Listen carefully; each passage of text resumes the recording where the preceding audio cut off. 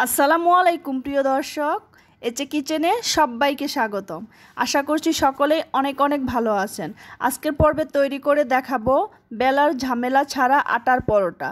যারা ব্যস্ত থাকেন তাদের কিন্তু সকালের নাস্তাটা খুব দ্রুত বানাতে হয়। চাইলে মাঝে মাঝে এরকম একটা পরোটা ঝটপট তৈরি করে নিতে পারেন। তো চলুন দেখে নেওয়া যাক কিভাবে তৈরি করতে হয়। পরোটা তৈরি করার জন্য প্রথমে একটা বাটিতে 1 কাপ আটা দিয়ে দিচ্ছি, স্বাদ মতো লবণ দিয়ে দিচ্ছি, আর দিয়ে দিচ্ছি 1 কাপ লিকুইড মিল্ক। এখন ভালো করে মিশিয়ে নেব। মিল্কের কোনো মাপ নেই, আপনি যেরকম পাতলা করতে চান সেই অনুযায়ী দিবেন। পাতলা করতে চাইলে বেশি দিবেন, আর এরকমই করতে চাইলে এরকমই দিবেন, সেটা আপনাদের ইচ্ছে। এখন আমি ভালো করে কিছুক্ষণ সময় নিয়ে এটাকে ভালো করে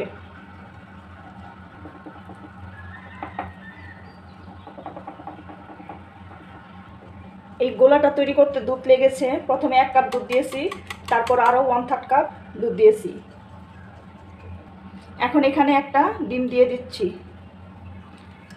এখন ভালো করে ডিমটা ফেটিয়ে নেব। এখন আপনাদেরকে দেখিয়ে দিচ্ছি এর ঘনত্বটা কীরকম হয়েছে। বেশি পাতলাও না, আবার বেশি ঘনও না। এটাকে রেস্টে রাখার কোনো প্রয়োজন নেই। এখন পরোটাগুলো ভাজতে চলে যাব। প্রথমে 1 চা চামচ তেল দিয়ে দিচ্ছি। এখন টিস্যু দিয়ে তেলটা ভালো করে মুছে নিচ্ছি।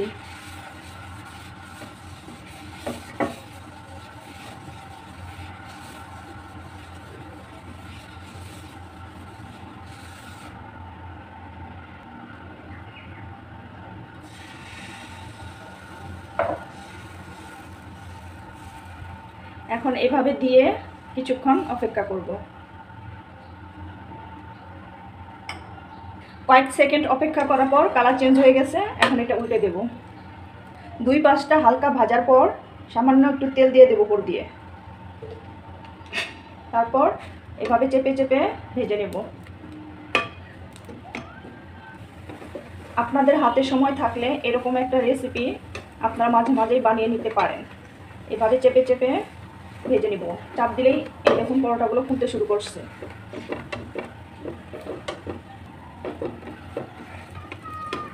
আপনারা চাইলে টিফিনেও বাচ্চাদেরকে দিতে পারেন, এতে ডিম দুধ সবটাই আছে।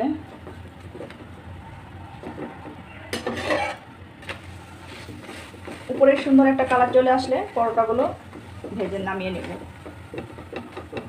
সুন্দর কালার চলে আসছে, এই দেখুন পরোটা ভাজা হয়ে গেছে। পরোটাগুলো ভাজতে বেশি সময় লাগে না, আপনারা যে কোনোভাবে পরিবেশন করতে পারবেন। তো আমি এইভাবে সবগুলো পরোটা চেপে চেপে ভেজে নেব। এই তো আমি এইভাবে সবগুলো পরোটা ভেজে নিয়েছি। ঝটপট তৈরি হয়ে গেল সকালের নাস্তা।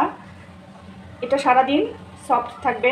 আমি আপনাদেরকে একটা ছিঁড়ে দেখাচ্ছি কতটা সফট হয়েছে।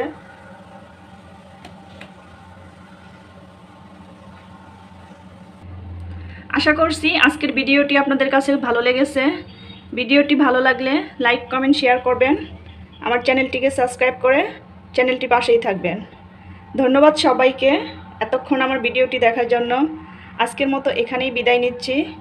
আল্লাহ হাফেজ।